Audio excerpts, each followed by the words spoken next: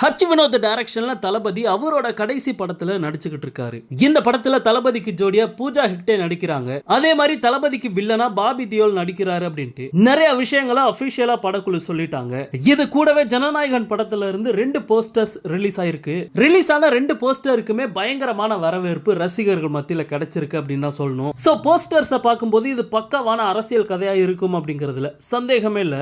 இப்படிப்பட்ட சூழல்ல ஜனநாயகன் படத்துல இருந்து லேட்டஸ்டா ஒரு அப்டேட் கிடைச்சிருக்கு. அது என்ன அப்படிங்கறத பார்க்கலாம். தளபதி அரசியல் கட்சி ஆரம்பிச்சதுனால அவரோட கடைசி படம் இந்த ஜனநாயகன் படம் அப்படிங்கிறது எல்லாருக்குமே தெரியும். தளபதியும் இது அபிஷியலாவே சொல்லிட்டாரு. இதனாலே இந்த ஜனநாயகன் படத்து மேல பயங்கரமான எதிர்பார்ப்பு மக்கள் மத்தியில இருக்கு. சோ இது எல்லாத்தையுமே மனசுல வச்சு டைரக்டர் ஹச் வினோத்தும் பாத்தீங்கன்னா படத்தை பார்த்து ஒவ்வொரு சீனா செதுக்கிட்டு இருக்காராம்.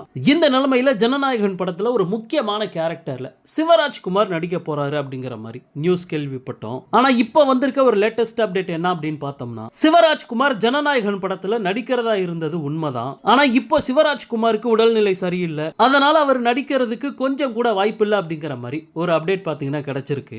இப்படிப்பட்ட சூழல்ல வேற ஒரு பிரபலமான தெலுங்கு நடிகரை இந்த படத்துல நடிக்க வைக்கிறதுக்கு முடிவு பண்ணிருக்காங்களாம். பட் அவர் யாரு அப்படிங்கறத பத்தி எந்த ஒரு அப்டேட்டுமே கிடைக்கல. சோ வெயிட் பண்ணி பார்க்கலாம் சிவராஜ்குமாருக்கு பதிலா அந்த கேரக்டர்ல யாரு நடிக்க போறா அப்படிங்கறத. ஓகே நண்பா, இந்த மாதிரி தளபதியோட எல்லா அப்டேட்டுமே மிஸ் பண்ணாம பார்க்க நம்ம சேனலை சப்ஸ்கிரைப் பண்ணி சப்போர்ட் பண்ணுங்க. Thank you.